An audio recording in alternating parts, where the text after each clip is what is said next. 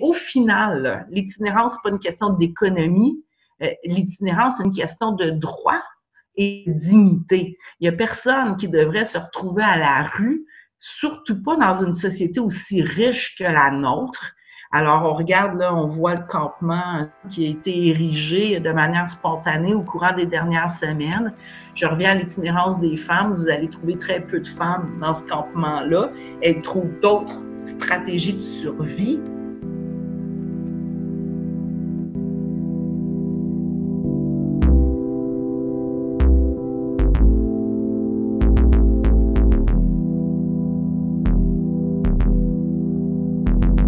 Malgré nos avancées, persiste encore une lecture très masculine de l'itinérance qui tient peu compte des réalités des femmes puisqu'elles s'invisibilisent elles-mêmes.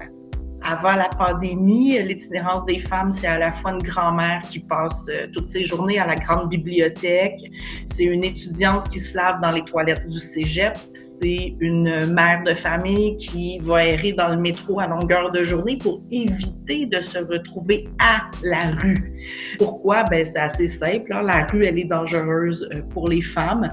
Donc, elles vont développer un nombre impressionnant de stratégies de survie pour éviter de se retrouver à la rue. Ça peut être du couchsurfing, ça peut être le travail du sexe, peu importe. Ce sont des stratégies qui les amènent à éviter de se retrouver dans des situations trop à risque. Les trajectoires d'itinérance des femmes, elles sont éminemment différentes.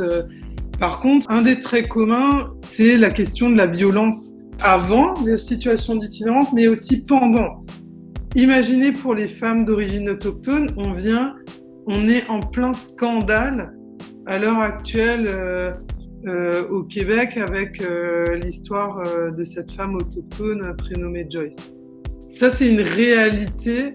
Alors, je ne dis pas que cette femme était en situation d'itinérance, hein, je ne fais pas l'amalgame, mais c'est un aperçu de ce qui peut se passer dans la prise en charge des personnes en situation d'itinérance et particulièrement les femmes et les jeunes qu'on va stigmatiser parce que forcément santé mentale, consommation, tu l'as cherché, etc.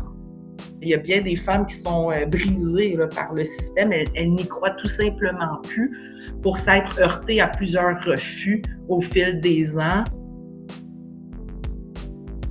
Il y a quand même actuellement au Québec la pandémie, mais aussi une crise du logement qui est renforcée par la pandémie. Entre le 1er avril et le 31 août, on avait refusé 1200 ou 1300 demandes d'hébergement. Donc, je pense que ça démontre le manque criant de place pour les femmes en difficulté à Montréal. Pour soutenir et accompagner les personnes vulnérables en situation d'itinérance vers une sortie de l'itinérance. Oui, ça prend un accès au logement, mais ça prend aussi du soutien en logement, ça prend des soins en santé mentale, mais ça prend aussi de la prévention. Je pense qu'il y a encore beaucoup à faire pour que ça devienne des enjeux incontournables.